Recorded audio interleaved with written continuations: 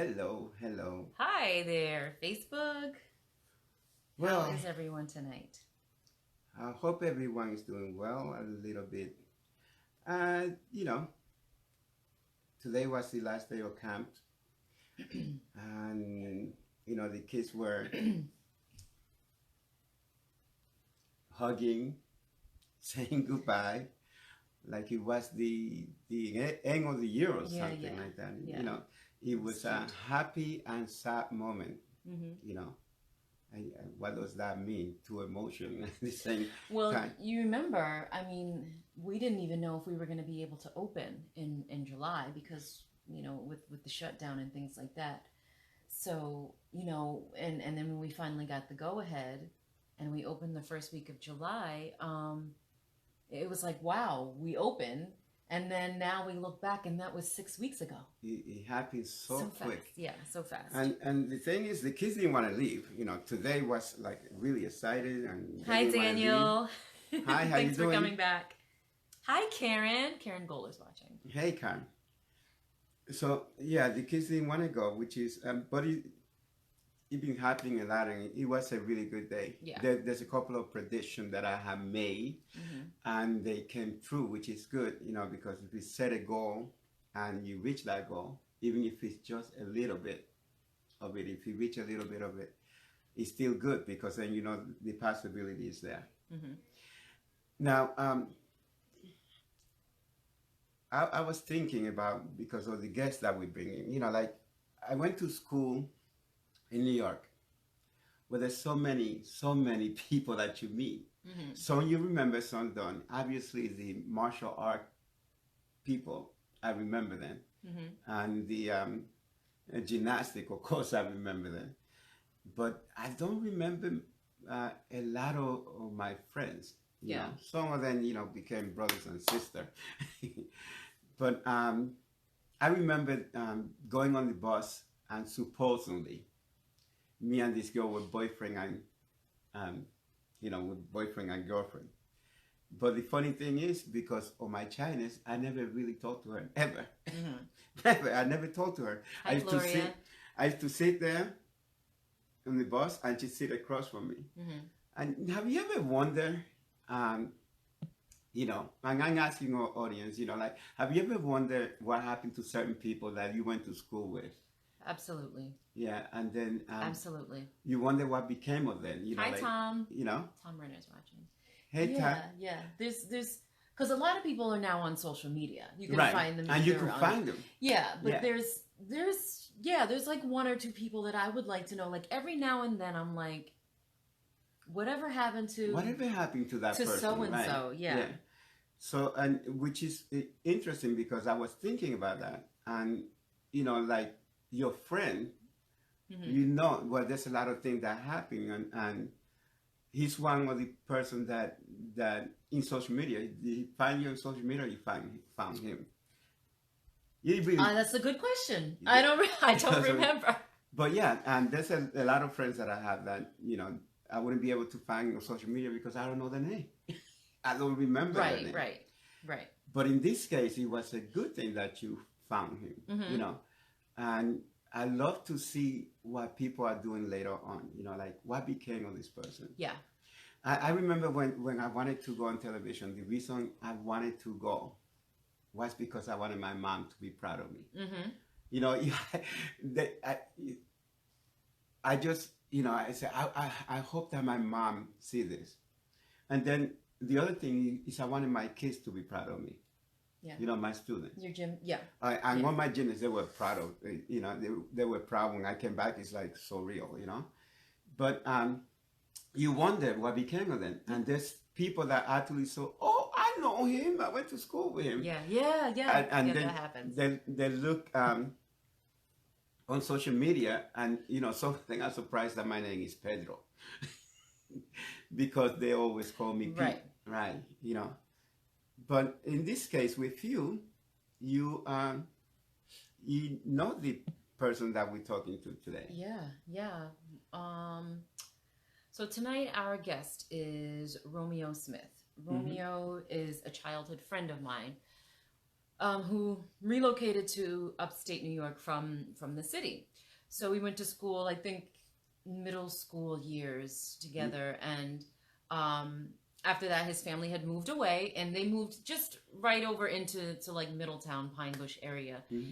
And so we still kind of sort of kept in touch, but he did the whole military thing. Right. So, you sort of fall out of touch with people like that. And then I think through like social media, we must have found each other a couple years ago. And he was always writing. And it was so funny because he used to drive us nuts. And I know he's watching now. He used to drive us nuts and be like, "Can you please talk like you're a teenager?" He was kind of like above our heads, and we didn't get it because we were kids. So it's great to see that he put those words on paper. So we are going to talk to him about his book.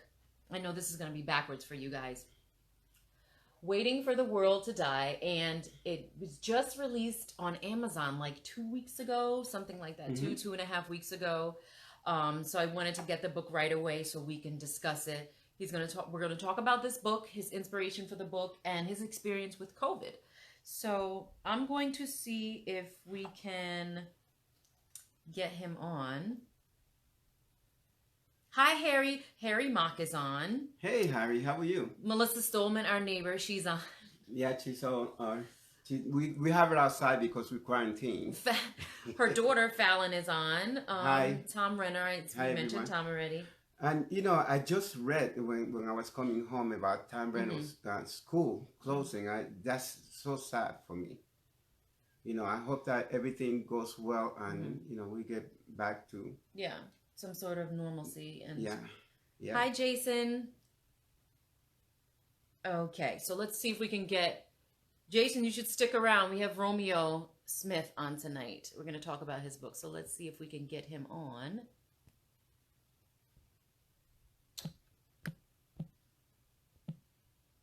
Okay, let's see. Gonna send him an invite. Just sent you an invite. Okay. Hi, Louise. Hey, Louise, how you doing? Louise is back again. Louise, I hope you fixed your car. I hope so. Cars are such a pain sometimes. Mm-hmm. So, you had practiced before with him, so you should be able to get on. Yes. How's everybody? I feel like, I'm a workaholic. So, so this is going to be a tough 2 weeks for me. Although I'm going to, You'll find I have several home projects that I could give you to keep you busy. There's only one that I have that I'm doing. It's outside with the lights. The camera, yeah. Yeah, but other than that... There's something with the back door, and the lock. There's several things that I can find for you to do, I promise. Dorothy Novogrodsky's watching. Tom Renner says that he's going to open soon. Oh, okay, good. He's going to reopen soon. Good. I need some lessons because my wife keeps beating me up, See that? Oh, see, Tom, he didn't even try to block it. You know why? Because my cheese stopped it. You see, that's it. I don't see Romeo's picture. Romeo, where art thou? Oh, do you see that? I'm sure he has heard Probably heard several thousand my gosh, times. Probably. That's why I'm bringing it up now before he comes on, because I don't want to ask him where Juliet is or anything like that. I'm sure he heard that 2,000 times. Yeah. But I should ask him because I know Juliet. You're getting a lot of laughing emojis, so people are enjoying your jokes. Jokes? These are written material. You know what? I think that probably the inspiration, I'm curious to know where the inspiration came for this book. Mm-hmm. The title alone makes you think. Absolutely. Waiting for the world to die, especially at this time. Mm-hmm. That some people are just giving up. Never give up, people. Never give up, no matter how hard things get. Yeah. You should always have a plan or a goal. Never change your destination, only Marcel Bédard. We met at the yes, yes, yes, Marcel. Grandmaster. Bonsoir, bonsoir, mon ami. He's he's French. Yes, we're adding him now. Sorry about that, guys. Okay. Looking forward to All right. Okay. you. Sound loud and clear. How do we Hello. sound to you now? Hello? Yes. Hi. Oh, yeah. So I think we're in business now. Oh, All here we go. right. All right. That All sounds right. good. Okay. How are y'all So today? Good. We're very good. Very good. yeah, that's you know I didn't have the pleasure of meeting my wife when she was like in school like you did. So I'm gonna want you to spill the bean. Was she bad in school? Was she? No, Oh, he'll tell she you. wasn't bad, but what I will say about Crystal is she was like a closet thug. So yes, you were. What? What? Yeah, you were a little bit of a closet thug, but she was a good people's from day one. We met in Yeah. 2000. Well, excuse me, we met in 1991 when I moved from when my mom moved my sisters and I to out of to Monticello. And I'll be honest with you, like Uh-huh. those 5 years were some of the best years of my little my adolescent life, honestly. Got a chance to really Uh-huh. enjoy being a child. And I did hear what you said, Crystal, about Right. me speaking over your heads and stuff, but I don't know. I just maybe I was a little weird. Looking back, yeah, I was a lot weird. So yeah, Yeah.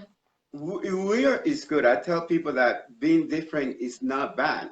right, Um, People that succeed because they step out of the normal. right, That's No, true. that's nobody wants to see everybody that looks the same and that thinks the same. Mm-hmm. right, People want to see people that are different. right. And different, with it's like a maniac we control.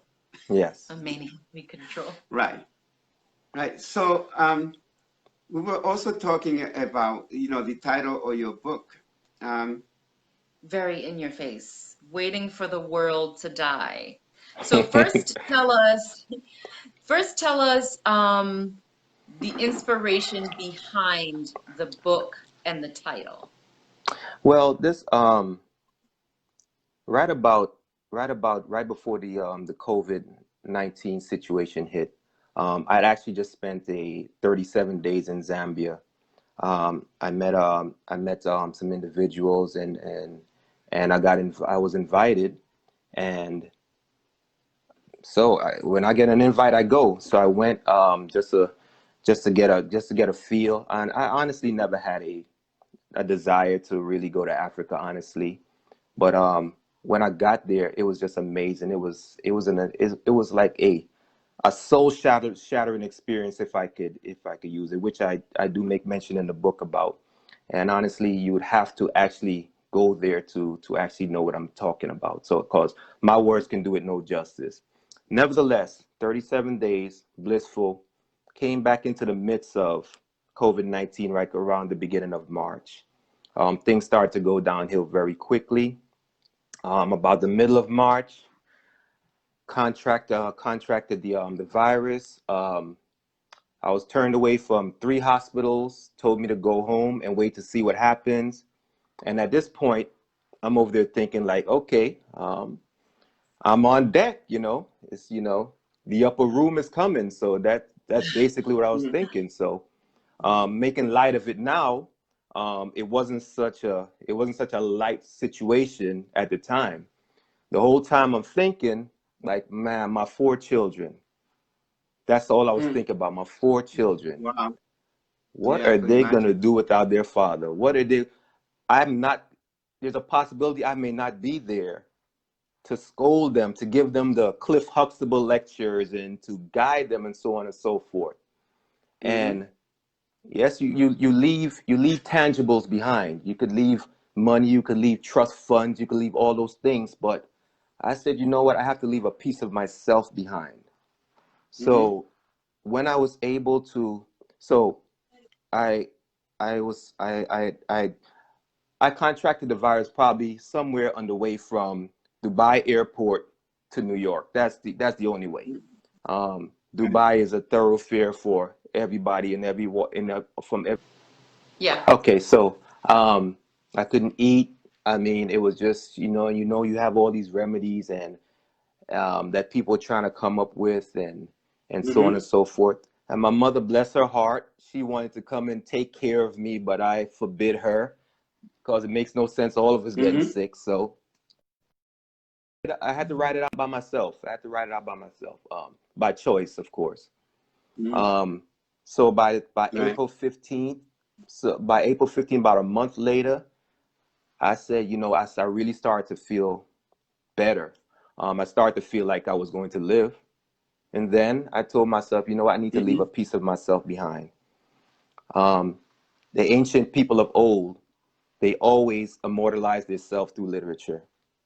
That's one thing that they do, that it doesn't matter as time goes on, 3,000 years, 4,000 years, you leave a book behind or a piece of literature behind, you immortalize yourself. So pretty much my children is what invoked me to want to write this book. Well, I've always wanted to write a book, but they were my driving force because I could not imagine not being there to be a father to them. So pretty much that was it. So from April 15th to right about June, Waiting for the World to Die was born. Wow. Yeah. Yeah, and then of course you had all that time to write because of the quarantine. Oh, absolutely. Oh, it was 8 hours a day. It became a full-time job. I literally wrote for 8 hours a day, if not more. I mean, to crank that book out when you're just getting over such an illness, to get it published, to get it out so it can be purchased is quite a feat. It's quite a feat. I think it's not. We may look at it as quite a few, but I understand what you're saying, because at the end of the day, there were times where I can't even write a poem in a month, much less an entire book. So, but it's just a testament. It's a testament to the will of human beings. Sure. If you really, really put yourself into any situation, and you dedicate yourself to it, you'll be surprised to see what the end result could be. So it's just a testament to human will. So, I'm going to read a couple comments because we have some comments coming in, and now now you guys know what I'm talking about when I said, like, he's over our head. Like, we're 12 years old and he's like Confucius. Like, can you please? So but Crystal, before you start, do you not see how big this head is? Of course. Okay, so a couple of comments. Daniel Miller, who's one of our regular viewers, he says, getting good vibes here, intelligence. Our friend Louise, who's also an avid viewer, she says, articulate and inspiring. And our friend Jennifer, we have her daughter in gymnastics, she says, that's fortitude. So we're getting a lot of great feedback already, and we barely even started the interview. Well, thank you all. Yeah, I always believe that in dark time you always search for the light. Absolutely. And so when it hit you, when COVID hit you, that was a dark time. Absolutely. And I think that the book became the light. Absolutely. I appreciate that. Yeah. Yeah, go ahead. No, and just to be honest with you, I speak about my experience, but to everyone in the New York City metropolitan area, just New York, New Jersey, even Connecticut, just the Upper East Coast, it was a really, really dark time for us. It was a time we were. One thing I've realized about human beings, we do not like not being in the know. It is it's a very uncomfortable place to be. And when you don't know what tomorrow is going to bring, like literally don't know what tomorrow is going to bring, it puts you in a fight flight situation where Right. some people, it's hard for them to recover from it. Some people, they know how to manage it, and some people, they put themselves into a ball because they cannot mentally, um, they're not mentally prepared for any situation like that. But even, I said all that to say this. It's like I went through, but even as I was going through, the reports of my family members coming down with the virus, individuals dying, and it was like the only thing that could really prepare us for anything like this is the end of world movies, or the virus movies that we watched as a child. But I don't think anything could truly prepare us as normal human beings um, for a situation such as this. Mm-hmm. Wow. Yeah, that is true. So I love how in the book, it kind of brought me back to, when we were all in school. And I think, yeah, Jason Watkins is on. So he'll Hmm. understand kind of the reference that I'm about to make, because I'm Hmm. gonna read um, from page 36 in your book, and it says, everyone had a remedy, which you had mentioned. Rumored cures were hovering all over the internet like dark storm clouds. All of a sudden, everyone was an herbalist. Boil this, inhale that, jump Right. up and down 3 times, and then do the stanky leg. And when I read that, I read that. I said, you know what? That is the same type of thing that he used to say when we were all growing up. Just some weird little joke, like how you would try to make like a comparison to something. So I Mhm. just Right. thought that was really funny. And it was something tangible, because I'm like, yeah, he's exactly like that. Right. Well, things like that is actually that make you remember it as a lesson. Hmm. When you put a little humor in it, Absolutely. people remember a humor when you do it with humor. They remember it longer than if you just turn. Yeah. Like I Absolutely. use that with my students a lot. I'm telling a joke and they think that I'm just clowning around, but they remember. Yeah. When we're doing either martial art Hmm. or gymnastic. A humor paints a picture in your brain. Hmm. Absolutely. And then when you Yes. paint the picture, then you'll remember it better. Absolutely. But I have to say that I didn't get to read the book because my wife was hugging the book. Oh, Crystal, But don't be like but that. she, you know, but I would definitely read it, Yeah. because if you look over there to the left, I have a whole library of books. I'm Mhm. always reading. Hmm. Right. And first thing I do in the morning is read. And last thing and then the second thing is write. So I'm going to read the book. And also, my wife made a comparison. We were talking because I said I didn't get to read the book. So I wanted to know what am I going to talk to him about or talk with him about. And she said, well, he's just like you. You know how they used to call you the fortune cookie when you. So that gives me a reference, or at least part of who you are. Hmm. So I'm sure that I'm going to enjoy the book. So Hmm. all the questions that I'm going to come from the book are going to be from my wife because That's fine. Because I I, I, literally, I, I hogged it. she had the book. She brought it everywhere with her. So tell us what is next for you? What are you working on? Because I know after getting this one out, I know the creative juices are flowing. So Absolutely. I Yeah, did. and that is definitely the thing. Whenever you're writing, and I've been writing for a lot of years, but I finally got up enough courage to actually publish something. And so I can understand that whenever, because writer's block is real, ladies and gentlemen. So whenever you have the ability to be creative, and it's not just about writing, whether it's art or any type of humanities situation, once that creative flow is flowing, you have to go with it. You can't stop.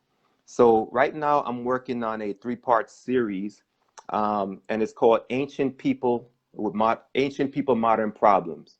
So basically it's taking a look at individuals from ancient times. It could be, I'm not gonna ruin it by giving y'all any of the meat and potatoes, but I'll just say it's taking ancient people who went through many problems, many issues, and I want to compare it to the many issues and the problems that we face today. Whether it be I'm going to come from three specific areas. It's going to become psychology, social injustice, and wealth or socioeconomics. So we take those and look at how the governing bodies treated the people of ancient times through those 3 lenses, and how the government treats us in current times through those three lenses. And I can almost assure you that there's no difference. There's nothing new under the Right. sun. Wow. Right. That's right. There's absolutely nothing new under the sun. It is the same present in a different wrapping. And so that's what we have to understand. I'm a firm believer in never waiting for government entities to do anything for you that you can do yourself. And so if a system is not working for you, then you create a system within a system that will work for you. Whether it be as small and minuscule as your family, or whether it be a neighborhood or your village, whatever. You don't have to take. People always say, when life gives you lemons, make lemonade. What if you don't like lemons? Exactly. Are you still going to make lemonade? Or lemonade. Pick your own fruit if you don't like That's lemons. right. That's right. Find something else to eat if you don't like lemons, or to drink. And this is what this next series is going to come from a standpoint of just human empowerment through psychology, sociology, psychology, sociology, Yes. and socioeconomic aspects. Right. So that sounds very interesting. I can't wait for you to finish it so we could get that one too. Thank you. So Thank are you you very going much. to be self-publishing the same way you did Waiting for the World to Die? Is that how you're going to do it, the same route? Absolutely. I honestly, I played around with searching for a publishing house versus self-publishing, and I'll be honest with you, publishing houses are great, but a lot of the times, much like in the music industry and a lot of other industries, you don't own your product. And I'm all about owning my product. If I only sell 10 books, at least I own it. I'd rather only tell 10 books and own the rights to my work than to sell a million and I can't put it here or put it there because there's so many restrictions via contract. So more than likely I will always be self-publishing. And a lot of the time for me, it's not 100% about selling a million copies. I'd rather sell one copy and change one life than sell a million copies and change nothing. So right. Well, you're going to change more than one life, because when you change one life, that person changed another life, that person changed another life. Absolutely. And before you know it, even if you think you change one life or save one life, you save many. There's many people that will say to me something that I wrote, and they would be telling me, remember when you wrote on page 91? And I'm like, what? Right. And I said, I didn't even know you had my book. Yeah. Right. And then they told Absolutely. me, no, I don't have your book. Somebody told me. Absolutely. Right. So yeah. Absolutely. And that's Pedro, you made a perfect point. It's just not about, because I wouldn't even lie to you guys. I'm a person that truly believes in being honest and being open, transparent with. So I'll tell you, like, even trying to publish a book, there was a lot of anxiety. There's a lot of anxiety associated with it. I even, like, you get in that mode because you want it to be a product that you put out that you know that not only makes sense to you, but it makes sense to the people that you put it out to. Nobody writes a book for themselves, or it would never be published. You just have a whole bunch of work sitting and getting collecting dust. So there was a lot of anxiety, there's a lot of worry. Am I smart enough? Will people get it? Um, am I am am I given enough meat and so on? Am I, you know, all these other things that's running through my head. And there's many times I didn't want to go forward. But a good friend of mine, and I will make mention of her. She's really shy. Her name is Tinashe Mazala, and she's through the whole process. She would like she was like the whip in the chain. Get up and get it. No, you need to know. They need to hear. So she encouraged me to go forward. So I will always give her, and you'll see she's in the contributions and so on and so forth, and the acknowledgement. But yeah, without her, and interestingly enough, I even had to look back and see the person that saw what I could not even see in myself was my sixth grade Right. language arts teacher, Miss Lestrange. Miss Lestrange was 90 then, almost 30 years ago. Bless her soul if she is still alive today. But I remember her calling my mother to the school, and I was like, Lord, I know I'm in trouble. And she said to me, while during the teachers conference, and I will use her voice because just for emphasis. She said in the teachers conference, she said, Mrs. Smith, this child is onto something, because they gave us a poetry, I think a poetry assignment or something like that. And I wrote a poem. That the first time I ever wrote a poem.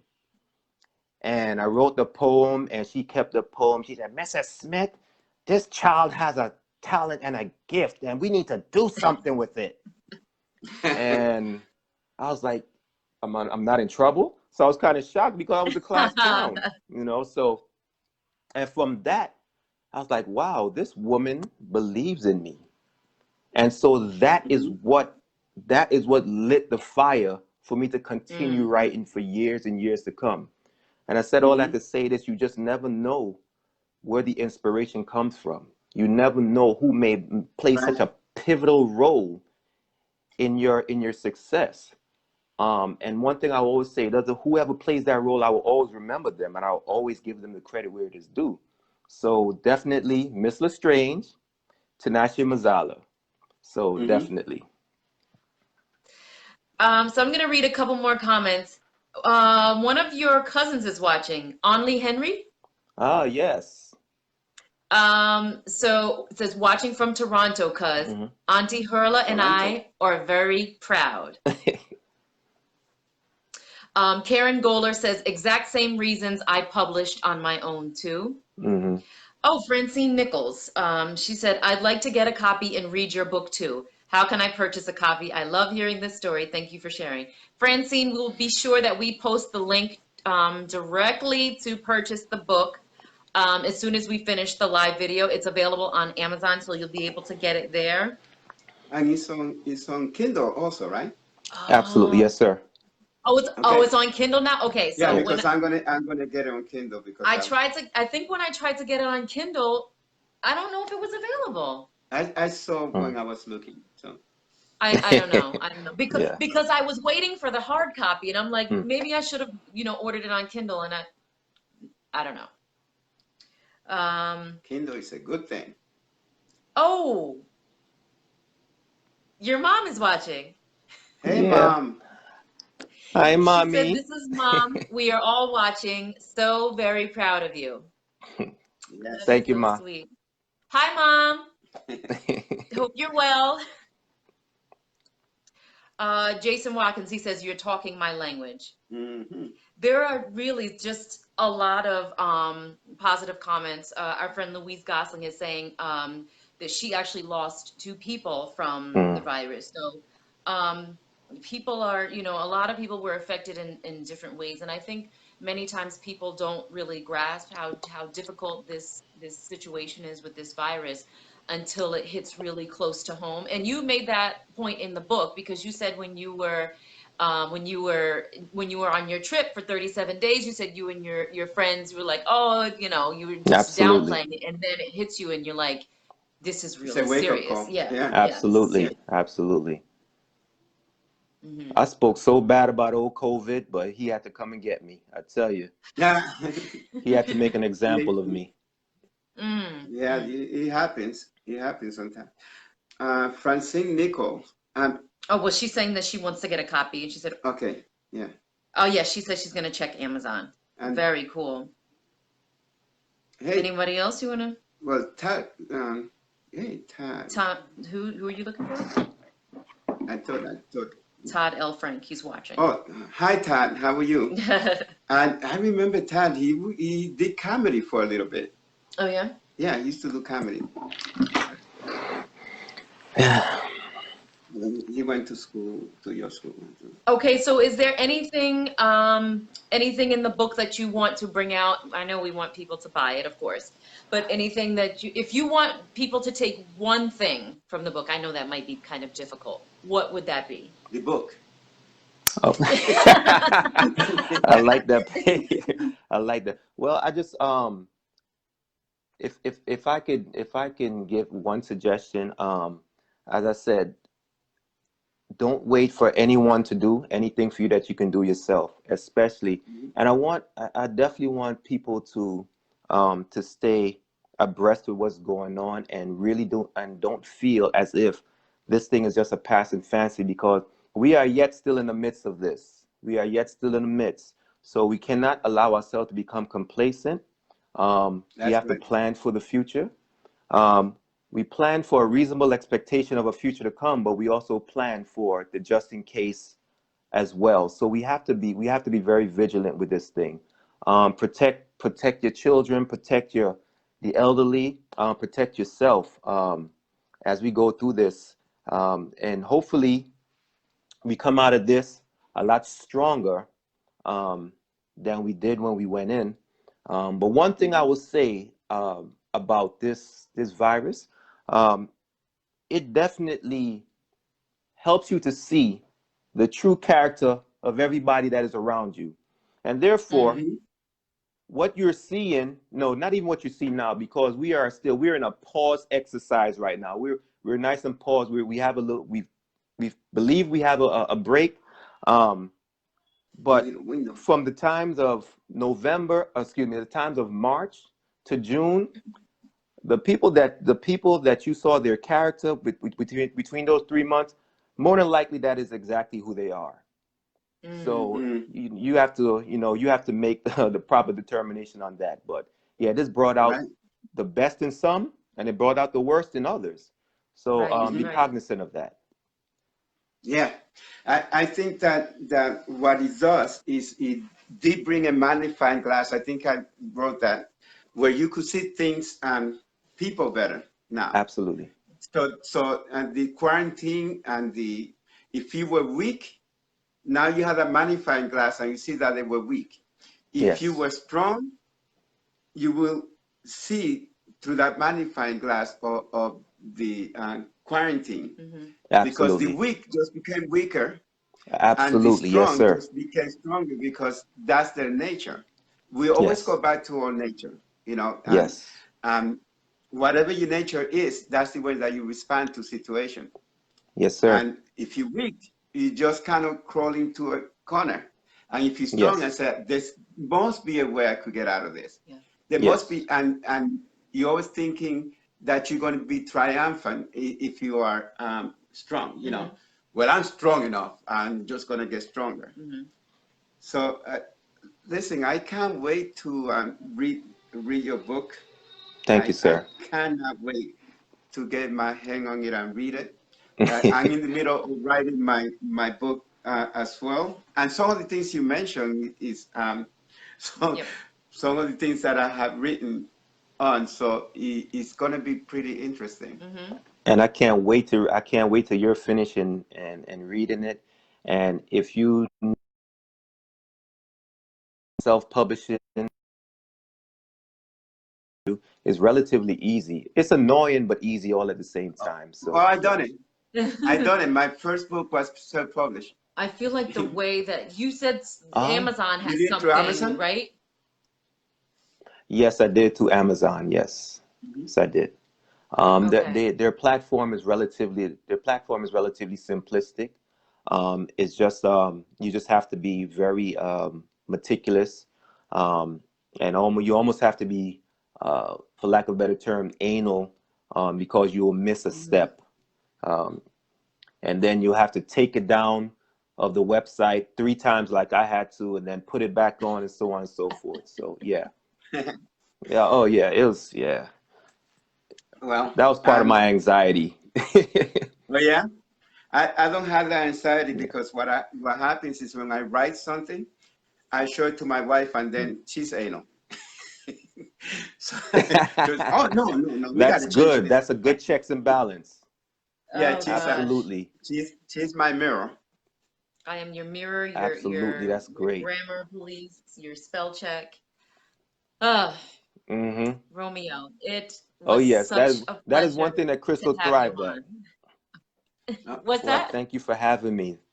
I said that was one thing you oh, were good no at, even problem. in English class. You were really good at language arts and grammar and so on and so Yeah, forth. Yes. still So is. yes. That's why I speak Spanish to her. Awesome. Oh my gosh. So Yes. we really enjoy having you on. This was your first interview about the book, right? Yes, ma'am. Only here on Tweed Talks. Live There on you Tweed go. Yes. Talks Exclusive. Yes. with And you are not author Romeo exclusive though. Smith. Yes. Thank you Well, so we much for thank having me. you for joining us. We hope to have you back on when you finish the next project. Yes. And we wish you well. All the best, my friend, to you and your Thank family. you. One more comment. Yes. Louise Gosling says, bless you and your family, Romeo. Thank you. Thank you. Thank you All very right. much, Luis. Thank you, my friend. Have a good night. Yes. It was great You as having you well. on. You as well. Good night, See you. Pedro. All right. Good night. Good night. Okay, so That was great. That was yes, great. yes, absolutely. Um, interesting. I can't wait to read the book. I thought it was so cute that his mom came on. Oh yeah, yeah. And oh, he's still there. He's still there. And we're still That's talking okay. about you. We're still talking about you. On Monday, Hmm. I sent Joe Maldonado. He's a Okay. bass player. Hmm. We're gonna have him on Monday. Already confirmed that. I don't know about Tuesday yet, but there's a couple of people that are waiting on the wings, Waiting in the wings. waiting Yes. on the wings to come on. But Joe Maldonado is to be an interesting conversation because this is going to be the first person that we haven't met personally, Right. but through Facebook. And I think we're going to do quite a few people like that too, because we got a lot of interesting people that we haven't met in person, but we had conversation. And also we need to we'll probably be going back to our original time Oh, because earlier. I mean camp I, is I over. tell you, I tell you what. What do you Why think? don't we have our audience see if they like Decide? it? Yeah, Do you guys like 7:30 or 7:30 do you or guys like 8:15? so. Just We were inside today because I when we're doing the outside talks the last couple weeks, when we start it's still kind of light out, and then by the time we finish it's completely black. And you know, yeah. so I said let's do it inside tonight. I don't have any problem with being completely black. I all my life. This guy. We had some really, really great comments. So Daniel Miller says, thank you, Crystal and Pedro. My strength at this time, and I'm not talking muscles, took me by complete surprise. Oh, good, good. That's awesome. Tracy, hi, Tracy, are you still on? That's one of Romeo's sisters. Um, Nasha, is that how you say that? Nasha Mazala? She said, great talk. She Thank you and great talk, Melissa Stolman, our neighbor right Right there. She's Right probably there. watching through the. Daniel Miller says, time doesn't matter to me. I don't wear a watch. Oh, cool. Time is an illusion anyway, Daniel. So, we make of it what we want. Yeah, so Grandmaster Marcel, he said he's going to get the book because of Romeo's humility and understanding of life. Awesome. So now so Romeo and I are the same age. So now you guys get the grasp of, like, when I said in the beginning, like, he was way over our heads and we just wanted to play kickball. Like, that's literally, and play manhunt and by which is meaning her and her friends. And the friends, I wasn't there. when we were, yeah, you were somewhere doing a planche push-up. Not someplace. I was doing push-up someplace. I don't know. Yeah. So it was great catching up and seeing those, like you mentioned earlier. Oops, sorry, I just kicked the stand. Seeing those people that we went to school with and sort of reconnecting and touching base and seeing that they're doing amazing. That's good. I'm glad people doing amazing things. I love that. Mm-hmm.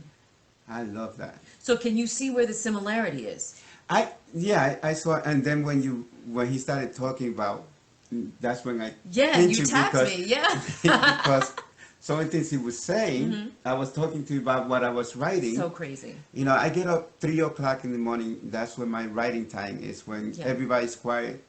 And I thought I was being by myself until my stepdaughter got up and said, "Could you turn off the light?" Yes. But that's my writing time. But I can't wait. And I'm glad that we got to talk to Romeo. We were supposed to talk to him on Tuesday, right? Sometimes we have to change the people that are coming depending on how busy they are. Days, you want me to remember days? Okay, you guys that are still watching, Waiting for the World to Die by Romeo D. Smith. I know it's backwards for you guys. I'm sorry. That's why I read the title. But you guys know I always post the link, so please go click. It's a real gem. You'll enjoy the book. He'll talk about many of the things that he mentioned during the interview, and you will thoroughly enjoy it. You have to get it on Kindle because, Yeah, because I read everywhere. Okay? I like to take it with me. Yes. So thank you guys for joining us again live on Tweed Talks. And as always, love, peace, and harmony. Yes. Thank you guys for joining us. See you Monday. Bye-bye.